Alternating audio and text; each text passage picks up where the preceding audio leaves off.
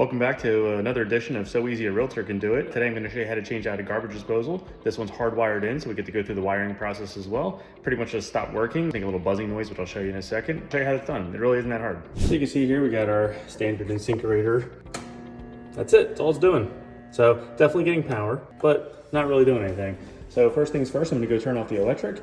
And you can see here, we have our hardwired version, no plug, so we're gonna have to wire that in. This is the wrench we use to get this off. If you don't have one of these or your new one doesn't come with one, you can also just use a screwdriver. Screwdriver in there does the same task, but this is what this is. It's a wrench for the garbage disposal. But first things first, I'm gonna go turn off the electric and verify that that power is off before we get started. Okay, so I'm gonna go ahead and start disassembling. One thing, of course, I forgot was to catch some of the water that might fall. I'm just have to clean up afterwards because, you know, I came a little unprepared. But first things first, I'm gonna disconnect. This is the drain tube to the dishwasher. So I'm gonna disconnect this, unscrew this, and then actually just disconnect the whole thing, pull it out, and then take the wire out the bottom. So I know this piece is a little tight, so you're probably gonna see me struggle for a little bit here.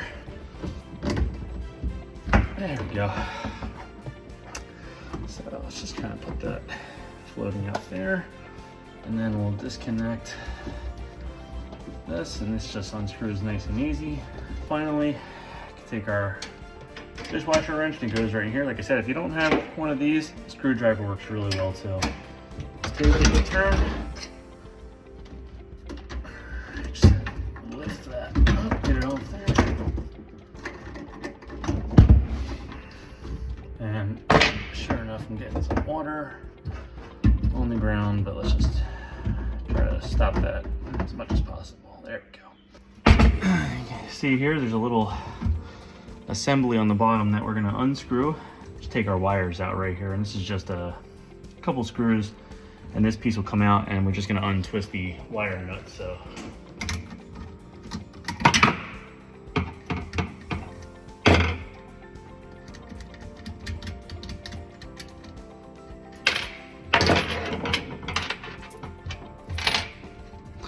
and this piece actually just twists off. Okay, and we should be able to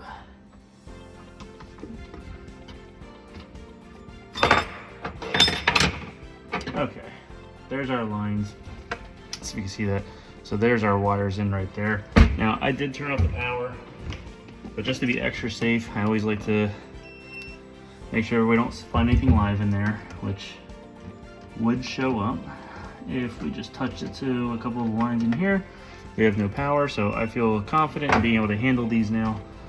So we just go in, pull these out.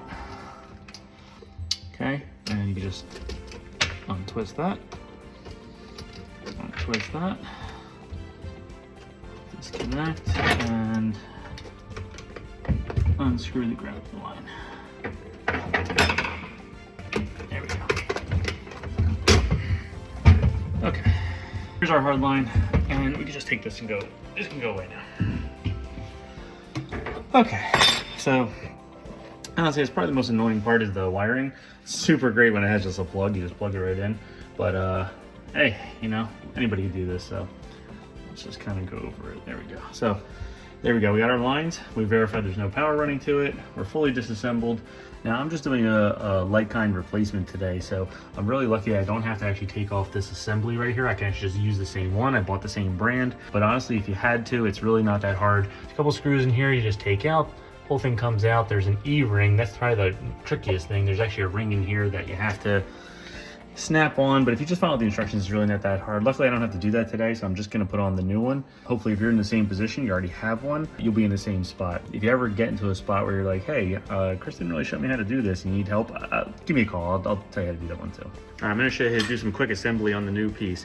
So if you have a dishwasher, this is the line for it. Now, I don't know if you can see, but there's basically, there's a plug in there that will not allow water through. That's in case you don't have a dishwasher. You don't want that open, water just coming out there. But since we do have a dishwasher, and I learned the hard way, you have to knock out the plug, otherwise you get error on your dishwasher because the water has nowhere to go.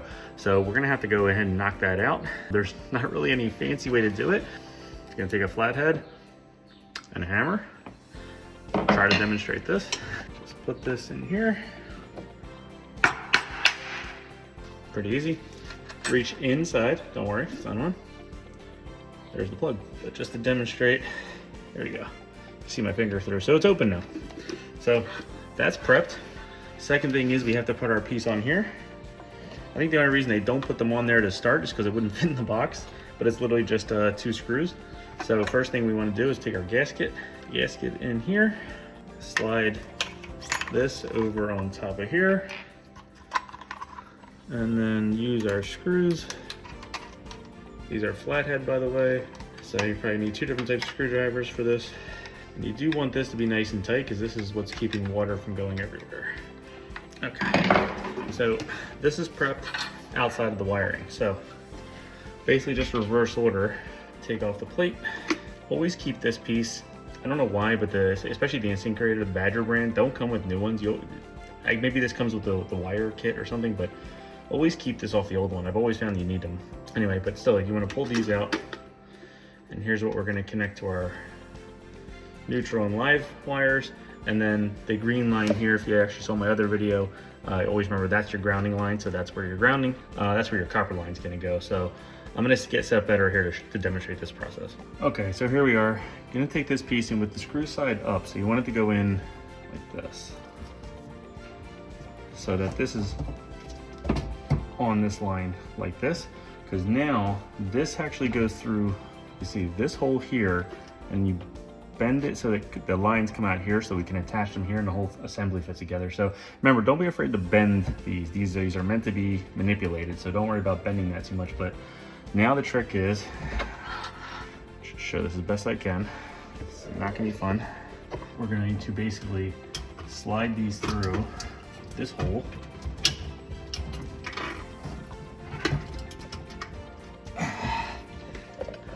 Basically like this. And then we use this piece to secure our line in place. And then from here, it's just a matter of attaching everything in the right order and to the right piece. So I'm gonna start with copper grounding lines. So you just, copper grounding lines by the break actually. I think we're gonna lose it, yep. Oh, that just makes it extra fun to get on this tinier piece, so. Okay, that wasn't too bad actually. So hopefully you're seeing this, but that copper line is now connected. Now we want to attach, always color coordinate. So the darker line here is black. You just twist, you really just twist these around. Secure the line with the wire nut. Same thing for this one. And if these are short, you can strip the casing back a little bit to give you some more slack to work with, but it should be fine. You should stay on if they're short, and you don't have very far to go. So once they're connected, there we go. Nope, that one did not take. This is the awkward part of doing some electric work, sometimes just getting those wires to stay connected. Now the trick is you have to tuck them back in here without having them disconnect. So usually just like the, okay. And then we can just stick our plate back on. Okay, hopefully you can see. Plate, this, and now actually this just has a couple screws. This has a little piece that kind of just goes on here to secure the whole thing with a couple screws. So I'm gonna put that together and I'll show you the final results on that. It's just really hard to show this on this angle. Okay, so as you can see, I put this piece on, just, 2 screws, just keeps this from moving around too much, and our plate's on, and hopefully our wires didn't pop out, so when we turn it on, we have to take the whole damn thing apart. So basically it is time to put the whole thing together, so it's really just a matter of screwing that back on, putting this piece back on, connecting our dishwasher tube, and we're all done. I mean, that's how easy the whole process is, so let's go. Take the new one, get it lined up, and it should just twist right on. There we go. And then you just have to kind of move it around. So this happens sometimes. As I mounted this, I realized that this piece here is actually too long for this, and the old one, which I just took off, was actually cut. And you can see the difference in length. Hopefully you can see the difference in length in order to get in that pipe. So every now and again, it's good to have the old pieces, because basically I'm gonna have to put that one on. So just as easily as we put it on before, we're gonna take it off. Sometimes you do this, you Frankenstein the old one a bit. The thing about repairs, you gotta be flexible sometimes, So this pipe is just much higher than what was standard. So this old pipe was cut off in order to adjust for that. So I'm just gonna take the old one, obviously. And then we take this piece. Should go like this. Up on here, and then we can just hold this in place, spin this around, just kind of manipulate that back on. There we go. You can actually take a piece now and make sure this is nice and tight. And finally, reconnect dishwasher tube, and well, hopefully this damn thing's gonna work. All right, so time to turn the power back on and test it out. And here we are. And we have a working garbage disposal. So this is not the end of the journey though. First, always want to run the water. And we just go under and we just check to see if we see any leaks appearing. It's good to just run it for a while. You're looking around here. You're looking for our connections. So see if any water starts coming out. As well as it doesn't, then we're good to go. So boom. Another edition of So Easy a Realtor Can Do It. Now you know how to change your garbage disposal. So stop calling a plumber for that one. That's one super easy, and you could definitely do that. I mean, honestly, all in took me like 15 minutes. Worst case, you have to change the assembly, call it 25 minutes. You need a little plumber's putty for that, but it's super simple. You need help on that or need any advice, give me a call. Once again, this is Chris Hostel. See you next time.